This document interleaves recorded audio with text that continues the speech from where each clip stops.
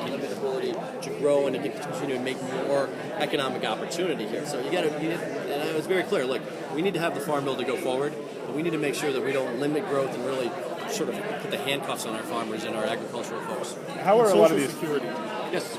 How far would you raise the age, and what additional means test would you impose? There really is no means test right now. I mean, if you just go ahead and if you don't work, so what the Congressman said is really not accurate. I mean, basically, means testing is like, let's go ahead and do literally fundamental analysis in terms of what your income, or what, more importantly, what your assets are, and basically just do a common sense measure, saying like, look, if you're at a certain point, you don't really need it, and that goes a long way to continuing solvency. Number two, for people my age, look, most people, you grab them on the street and stop them at Stewart's, you see them, at the church, and be like, Social Security's not going to be there. So over time, to go ahead and really rebalance Social Security where it really was back in 1935 when it's passed. So you can go month over month and continue, to go ahead and increase the age just for 2 years. I mean, we're not, reinventing the wheel here. But if you go ahead and move the age 2 years higher, you means testing. Again, when you think about Social Security in 35, there's 40 workers for a retiree, and life expectancy was only 3 to 5 years. You move forward to 2012, where you're down to less than 4 workers per retiree, and thank God, but we're living so much longer. We need to go ahead and do those things for my generation and younger to make sure that by means testing and raising those age a couple of years, that we actually continue solvency, not just for the 25 years, which is the target right now, but further on. What would be an appropriate means test? To be honest with you, I'm not prepared to answer that. I'm not sure what the number is, but certainly, even if it's a relatively high number, it still goes a long way of continuing the solvency. What about private accounts? Do you think that's off the table? Right now, we're talking about solvency. In private accounts, it's off the table. We just need to make sure that the program's there, again, for people that are my age, my generation, and kids that have not even been born yet. Even for like you said, people your age, no private accounts for. Look, when you in terms of as a businessman, when you're trying to keep the company afloat, you don't worry about coming up with new logos. You just worry about making sure that the actual enterprise, in this case, Social Security, is solvent. So. Philosophically, are you in favor of private accounts?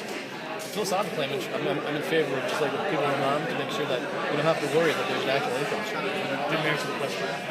Philosophically, I don't know. I'm saying right now we're at a point now where we're going to make sure that Social Security exists. So maybe in 50 years, come back as a retired congressman, we can have a great economic discussion about that. How would you change milk orders? You said you had doubts about the current. Well, no, but I tried to be clear in terms of, I know we only get 2 minutes, but in terms of milk, in terms of how milk's priced, I mean, there's 3 things. One, we need more transparency. Right now, you basically find out a month after the fact, like what you actually made, depending on what class you are, 1, 2, 3, 4, from fluid, milk on down. So that's number one, transparency. To get it to, with all the technology and real-time information we have, let's get it down to almost a daily system. And then number two, we have this complex pricing system, but I'm not so sure when it'd be better suited to have 2 as opposed to 4 classes of milk. And then the third is when you look at, there's 10 regional milk order. We're in the Northeast, obviously. California is an example. There's 9 others in the country. The differences between Watertown and Greenwich versus Boston or Long Island are quite significant to make sure that we actually have on a net basis in terms of all the costs from marketing through diesel or gas. No idea what you're saying. That's how it works. You got to make sure that you actually have true income, true. How would you change the milk orders? Well, that's a very. If you didn't call me before, I'm not sure you call me now. Go ahead. No, but I'm saying transparency to make sure you consolidate for 42, but also to make sure that actually the true price comes through in terms of where you are regionally. That goes a long way to making sure that we actually get the right price for our farmers, especially in very rural areas. Would you reduce the number of milk orders? Not only that we reduce it, I think I would basically make it more plentiful to make sure that we have full geographic and sub-regional activity.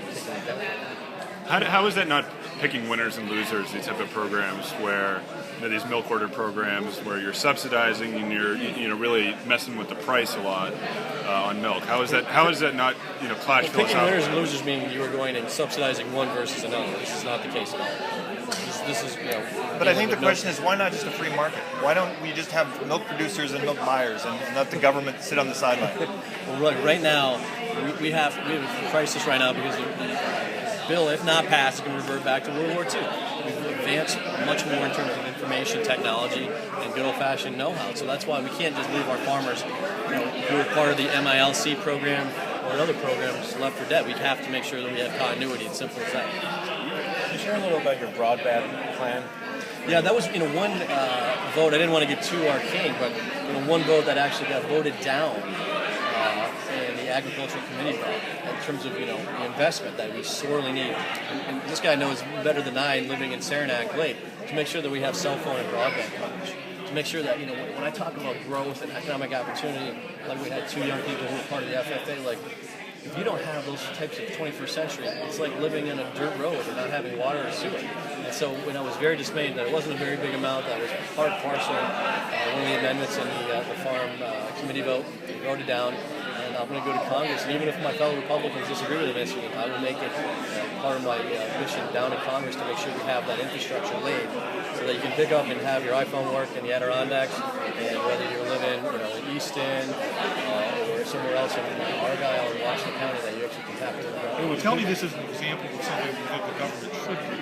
This is definitely something the government should do. You don't think private enterprise should take care of this? I think private enterprise supplies most broadband now. Private enterprise supplies broadband for a big swath, but it's not. It's fallen short. And so this is a situation where it's saying, like, well, private enterprise doesn't want to build a road or pave a road that we're going to go ahead and build a dirt road. No one in 21st century America would agree with that. That's the analogy.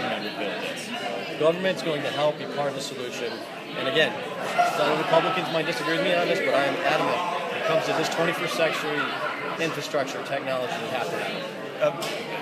When you campaigned with Speaker Boehner, obviously he has been instrumental in holding up this farm bill that you support.